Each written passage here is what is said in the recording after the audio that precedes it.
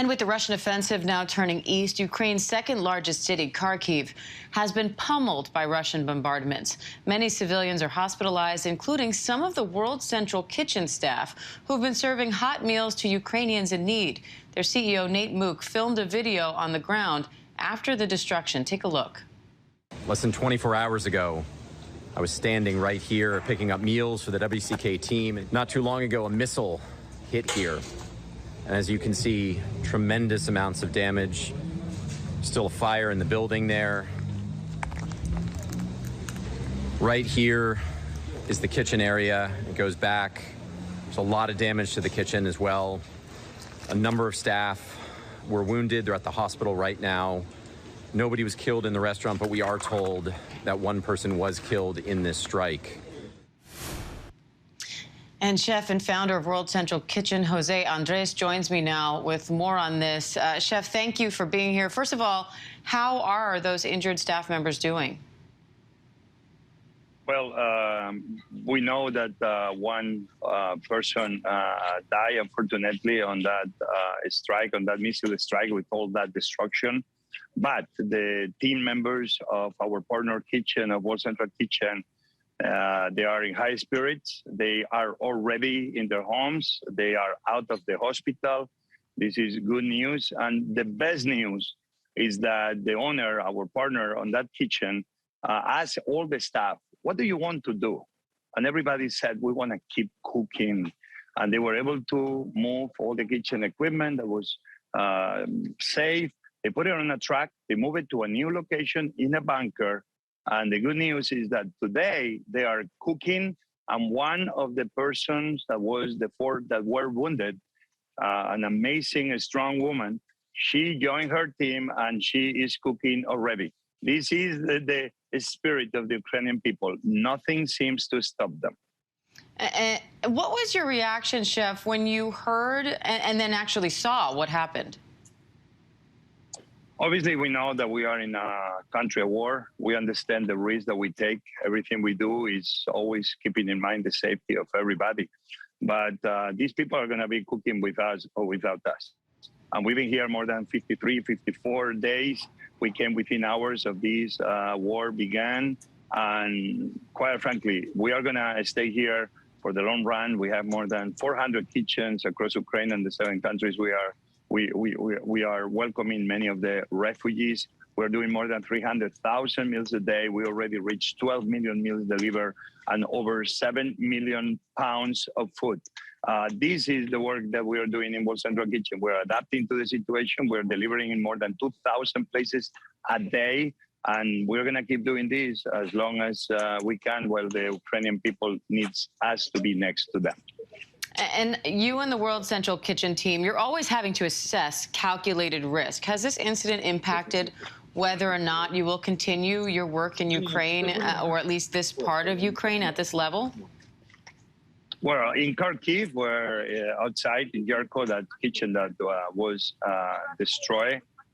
Again, we have more than 30 kitchens in Kharkiv alone. We're in Odessa. We're even cooking with 5 kitchen partners in Kherson. We are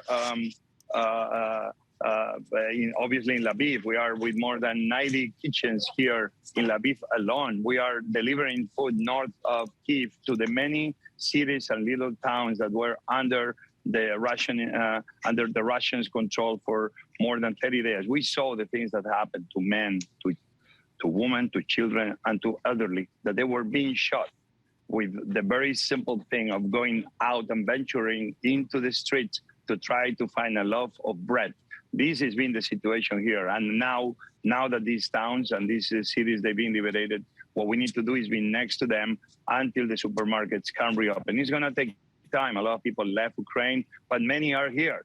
And we need to be next to these men and women that they only need us to try to cover. Yeah, he's super happy. He's always, I've been coming here now often, and this feels like family. And they are so happy every time they see us coming with World Central Kitchen. You know, I can understand why they would be. You are providing such a lifeline to these people in need, and yet we know that you are putting yourself in harm's way, as is your team, and yet you shared that even your team, who was involved in that strike, has already regathered the kitchen equipment and started cooking once again. We know that includes team members that were actually injured in the strike. So what fuels that kind of resilience? Well, I think we all need to be next to the Ukrainian people. They are not only fighting for their freedom, for their liberty, they are fighting for democracy. And so, in a way, they are fighting for liberty on behalf of all of us. That's why it's so important that the United States, all the European countries are supporting Ukraine, that they are telling the Russian government that they cannot do this. And we need to make sure that the other countries that still are not supporting the economic sanctions to Putin, to Russia, join, because this can happen to any country. This can happen to any of us.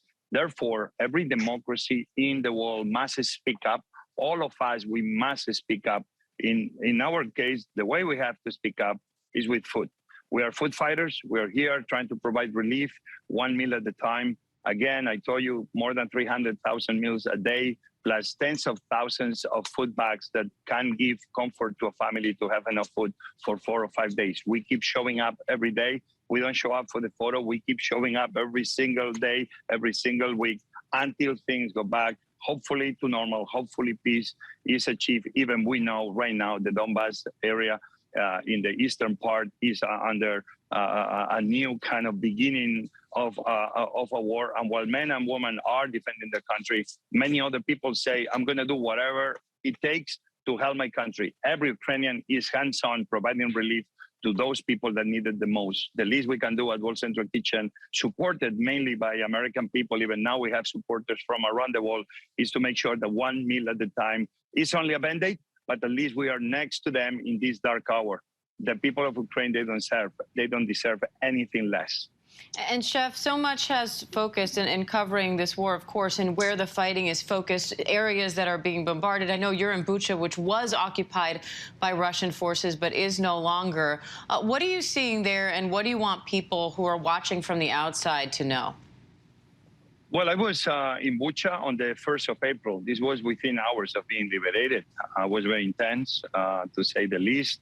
Still, they were checking for snipers. We were giving kind of support to make sure that we were safe, but also the people we were feeding were safe. That's why, for me, obviously, Irpin and Bucha, Hostomel, and all the cities north of Kyiv were so important for what we are doing. Even I repeat, we are in so many cities all across Ukraine. What you see here in the back will be these kind of kitchens that everybody seems is doing in some of these buildings, that sometimes is 10, 20 people, but they are able to bring whatever they have, or the food we bring. They do this kind of kitchen. Somebody is doing a little meal on its own. So, you know, these kitchens is right now, let me show you, that man trying to do this fire, trying to do some food with the rice and the eggs and the meat we were able to bring. And that's what's happening in many places across Ukraine until the gas comes back, because right now they don't have gas yet, until the electricity comes back, because electricity is still hard because everything very much was destroyed. This is the way many people are feeding themselves. You see, World Central Kitchen, we adapt.